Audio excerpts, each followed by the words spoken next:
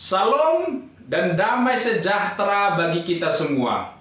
Saudara-saudara yang dikasihi Tuhan Yesus Kristus, saya sangat senang sekali ketika pada saat ini kita boleh bertemu di YouTube channel ini untuk bersama-sama mendengarkan, merenungkan firman Tuhan.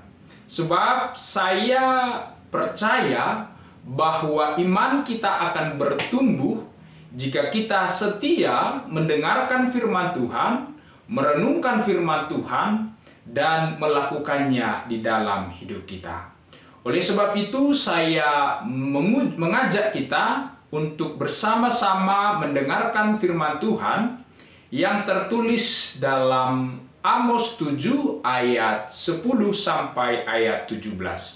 Demikianlah firman Tuhan. Amos diusir. Lalu Amasya, imam di Betel, menyuruh orang menghadap Yerobeam, raja Israel. Dengan pesan, Amos telah mengadakan persepakatan melawan tuanku di tengah-tengah kaum Israel. Negeri ini tidak dapat lagi menahan segala perkataannya. Sebab beginilah dikatakan Amos, Yerobeam akan mati terbunuh oleh pedang, dan Israel pasti pergi dari tanahnya sebagai orang buangan. Lalu berkatalah Amasya kepada Amos, "Pelihat, pergilah, enyalah ke tanah Yehuda, carilah makananmu di sana dan bernubuatlah di sana. Tetapi jangan lagi bernubuat di Betel, sebab inilah tempat kudus raja, inilah bait suci kerajaan." Jawab Amos kepada Amasya, "Aku ini bukan nabi, dan aku ini tidak termasuk golongan nabi, melainkan aku ini seorang peternak dan pemungut buah arah hutan. Tetapi Tuhan mengambil aku dari pekerjaan menggiring kambing domba. Dan Tuhan berfirman kepadaku, pergilah, bernubuatlah terhadap umatku Israel. Maka sekarang, dengarlah firman Tuhan. Engkau berkata, janganlah bernubuat menentang Israel, dan janganlah ucapkan perkataan menentang keturunan Ishak. Sebab itu, beginilah firman Tuhan. Istrimu akan bersundal di kota, dan anak-anakmu laki-laki dan perempuan akan tewas oleh pedang. Tanahmu akan dibagi-bagikan dengan memakai tali pengukur. Engkau sendiri akan mati di tanah yang najis, dan Israel pasti pergi dari tanahnya sebagai orang buangan." Demikianlah pembacaan firman Tuhan pada hari ini. Saudara-saudara, Bapak Ibu yang dikasihi Tuhan Yesus Kristus, ada satu pertanyaan untuk kita pada hari ini. Apa yang akan kita lakukan jika kita melihat ketidakadilan terjadi di sekitar kita? Mungkin sebagian orang akan protes. Mereka protes kenapa ketidakadilan itu harus terjadi. Yang kedua, mungkin orang ada yang prihatin, tapi tidak bersuara, sebab dia takut menanggung resiko jika dia bersuara atas ketidakadilan yang terjadi. Biasanya orang seperti ini adalah orang yang suka cari aman. Dan yang ketiga, mungkin ada juga orang yang diam ketika dia melihat ketidakadilan. Kenapa dia diam? Karena ketidakadilan itu tidak terjadi padanya, sehingga dia cuek, sehingga dia tidak berbuat apa-apa dan tidak peduli apa-apa, karena ketidakadilan itu hanya terjadi pada orang lain. Dan saudara-saudara yang dikasihi Tuhan, ternyata di poin yang ketiga inilah yang sering terjadi pada kebanyakan orang pada saat ini. Ada orang melihat ketidakadilan. Ada orang sungguh-sungguh di dekatnya ada ketidakadilan terjadi. Tetapi dia tidak bersuara. Dia bungkam 1000 bahasa. Kenapa? Dia tidak peduli atas persoalan, atas ketidakadilan yang dialami oleh orang lain. Tetapi saudara-saudara yang dikasihi Tuhan, apa yang terjadi dengan Amos? Saat Amos itu melihat ketidakadilan, saat Amos merasakan ketidakadilan di tengah-tengah bangsa Israel, Amos itu tidak diam menutup mulutnya. Amos itu tidak bungkam. Tetapi Amos itu bersuara dengan lantang atas ketidakadilan yang dilakukan oleh pemimpin-pemimpin bangsa Israel. Sebab Amos itu percaya bahwa ketidakadilan adalah pelanggaran terhadap hukum Allah. Amos itu berani sebab dia diutus oleh Tuhan. Padahal saudara-saudara yang dikasihi Tuhan, kalau kita melihat latar belakang kehidupan Amos, Amos hanyalah orang biasa, seorang peternak, seorang pemungut buah ara. Bahkan dia berkata dia hanya berasal dari Tekoa, daerah Yehuda. Tetapi dia berani menyampaikan firman Tuhan itu sebab Amos memiliki keyakinan dia diutus, diperintahkan oleh Tuhan untuk pergi ke Israel Utara untuk menyampaikan firman Allah kepada mereka. Sebab kita tahu pada saat itu memang secara khusus Amos ini diutus Allah kepada bangsa Israel Utara, yang saat itu dipimpin oleh Raja Yerobeam II. Padahal sesungguhnya saat Yerobeam memimpin bangsa Israel, kehidupan bangsa Israel Utara berada pada masa puncak dan kejayaannya. Kehidupan sosial mereka, politik mereka, militer mereka berada pada masa puncak dan kejayaannya. Tetapi Amos melihat ada sesuatu yang salah di sana. Ternyata di balik kejayaan mereka ada penindasan yang terjadi di tengah-tengah bangsa itu. Ada kekerasan yang terjadi di tengah-tengah saat itu. Pemimpin-pemimpin mereka menipu rakyatnya. Pemimpin-pemimpin mereka merampas harta milik dan tanah orang-orang miskin dan orang-orang yang tidak berdaya. Bahkan rakyatnya sendiri diperbudak oleh pemimpin-pemimpin bangsa Israel saat itu. Inilah ketidakadilan yang dilihat dan yang juga dirasakan oleh Amos terjadi di Israel pada saat itu. Bahkan yang paling menyedihkan, Amos melihat kemunafikan ibadah dan agama mereka. Saat itu bangsa Israel Utara beribadah di tempat-tempat ibadah mereka, di Betel, dengan meriahnya. Mereka mempersembahkan persembahan dan kurban yang banyak untuk Tuhan. Tetapi sesungguhnya persembahan itu datang dari hasil menipu. Kurban itu datang dari hasil rampasan mereka terhadap orang-orang yang lemah. Itulah sebabnya Amos melihat ibadah mereka itu ibadah lahiriah saja, ibadah yang di mulut saja, ibadah tampilannya saja.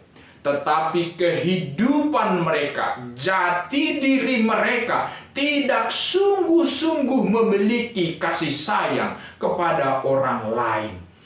Maka inilah yang dilihat oleh Amos sebagai kemunafikan bangsa Israel pada saat itu. Mereka datang di Betel menyebut nama Tuhan, tetapi setelah itu mereka menindas, merampas, menyiksa orang-orang yang lemah. Karena itu saudara-saudara yang dikasihi Tuhan, Amos tidak diam melihat keadaan itu. Amos tidak bungkam melihat situasi itu, tetapi Amos berfirman seperti yang difirmankan Tuhan kepadanya. Amos bernubuat pada saat itu. Katanya bahwa bukit-bukit pengorbanan Israel akan dirubuhkan. Tempat-tempat kudus mereka akan diruntuhkan. Bahkan Tuhan sendiri akan bangkit melawan keluarga Yerobeam. Bahkan di dalam teks ini dengan jelas Amos berkata bahwa bangsa Israel akan terbuang dari tanahnya. Mereka akan terbuang ke tanah pembuangan. Inilah nubuat yang disampaikan oleh Amos kepada bangsa Israel yang hidup tidak dengan adil pada saat itu. Walaupun saudara-saudara yang dikasihi Tuhan, ternyata nubuat dan pesan Amos ini ditentang oleh Amasya. Amasya ini adalah imam di Betel, di rumah ibadah. Dia adalah imam yang diangkat oleh Yerobeam. Dia adalah imam yang bernubuat, nubuat yang palsu. Bukan dari Tuhan, tetapi dari dirinya sendiri. Dengan nubuatnya, dia melindungi raja. Seolah-olah semua aman. Walaupun raja berbuat kejahatan, dengan nubuatannya dia memberikan situasi yang aman kepada raja. Padahal sesungguhnya tidak. Sebab apa? Amazia adalah imam yang mencari keuntungan, yang mencari kekayaan dari pekerjaannya, dari nubuatan palsunya pada saat itu. Maka dengan itu dia berkata dan dia menyuruh kepada raja bahwa Amos itu menentang raja. Amos itu mengadakan persepakatan untuk melawan raja. Amos itu bernubuat tentang kehancuran raja. Amos bernubuat tentang kehancuran bangsa Israel. Maka saat ini dari pesan Amazia ini kita melihat bahwa Amazia dengan sengaja menempatkan Amos sebagai musuh bangsa, musuh satu-satunya. Sebab dia berkata Amos memfitnah bangsa, Amos bernubuat hal yang buruk terhadap raja. Karena itu tidak sampai di sana. Bahkan dia dengan tegas berkata kepada Amos bahwa Amos hanyalah seorang polihat. Maka Amos harus pergi ke tanahnya Yehuda dan mencari makan di sana. Saudara-saudara yang dikasihi Tuhan, dalam teks ini kita melihat bahwa Amazia itu memfitnah Amos. Dia menuduh Amos datang sebagai seorang pelihat yang mencari makan di tempat itu. Padahal sesungguhnya yang melakukan itu adalah Amazia sendiri. Tetapi karena nafsu pribadinya, karena nubuatan dalam dirinya yang palsu, maka dia menuduh Amoslah yang melakukan itu. Tetapi saudara-saudara yang dikasihi Tuhan Yesus Kristus, ternyata Amos tidak diam. Amos membela dirinya di hadapan Tuhan. Bahwa Amos berkata, Amos mengakui, memang benar awalnya dia bukanlah seorang nabi. Karena dia hanyalah seorang peternak, pengambil buah ara. Tapi Amos meyakini dan berkata bahwa dia adalah seorang yang diutus oleh Tuhan. Maka otoritas Amos berbicara saat itu berasal dari Tuhan. Dan inilah yang membuat Amos berani berhadapan dengan Amazia dan bangsa Israel. Sebab dia percaya yang mengutus, yang memilih dia saat itu adalah Tuhan. Nubuat dia saat itu berasal dari Tuhan. Sehingga dia tidak takut. Dia berada di dalam kebenaran itu. Maka saudara-saudara yang dikasihi Tuhan, sebagai orang yang dipilih Tuhan, maka dia menyampaikan nubuat kepada Amazia. Dan berkata kepada Amazia dengan firman yang sangat keras sekali. Dia berkata, istrimu akan bersundal di kota. Anakmu laki-laki dan perempuan akan tewas dengan pedang. Tanahmu akan dibagi-bagikan. Bahkan engkau sendiri akan mati di tanah yang najis. Hukuman ini sangat berat terhadap Amazia. Karena selama ini Amazia telah bernubuat dengan palsu. Amazia telah menularkan kebohongan di tengah-tengah bangsa Israel. Amazia sebagai salah satu sumber ketidakadilan yang terjadi di tengah-tengah bangsa Israel. Karena sesungguhnya Allah itu tidak suka melihat ketidakadilan. Sebab Allah mempunyai sifat dan karakter yang adil. Maka Allah mau umat-umatnya hidup dalam keadilan. Allah tidak mau melihat ketidakadilan yang dilakukan oleh Amazia dan bangsa Israel. Itulah sebabnya firman ini begitu keras disampaikan kepada Amazia. Oleh sebab itu saudara-saudara yang dikasihi Tuhan, mendengarkan dan merenungkan firman Tuhan ini, kita diperintahkan, janganlah kita berbuat tidak adil kepada orang-orang yang di sekitar kita. Janganlah kita berbuat tidak adil kepada orang-orang yang lemah. Tetapi marilah kita berbuat adil kepada siapa saja. Bahkan kepada orang yang lemah, yang mungkin tidak dianggap dunia ini, yang tidak dipedulikan dunia ini.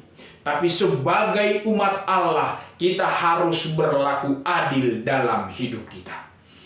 Lalu yang selanjutnya sebagai umat Allah, kita harus menyatakan kebenaran dan keadilan di tengah-tengah kehidupan kita.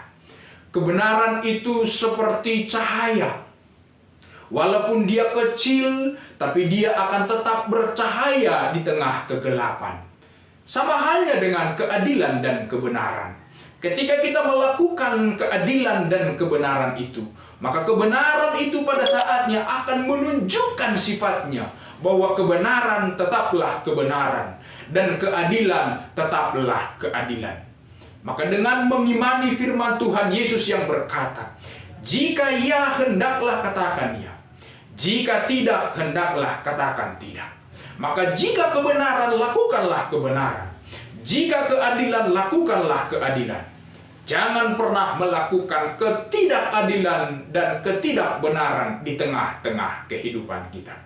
Dan sebagai penutup, firman ini menginspirasi kita sebagai hamba Tuhan, bahwa kita harus setia menyampaikan firman Tuhan kepada siapa saja. Walaupun kita menghadapi tantangan seperti Amos saat itu. Amos ditolak, Amos disuruh pergi, Amos diancam, tapi Amos tidak menyerah. Sebab dia percaya yang mengutus dia adalah Tuhan. Maka firman ini yang menginspirasi kita. Walaupun kita ditolak, walaupun banyak orang yang mengkritik kita, walaupun ada yang mengancam, tapi kita harus konsisten memberitakan firman Tuhan di tengah-tengah kehidupan kita. Sebab apa? Roh Tuhan selalu menyertai siapa saja yang mau memberitakan firman Tuhan.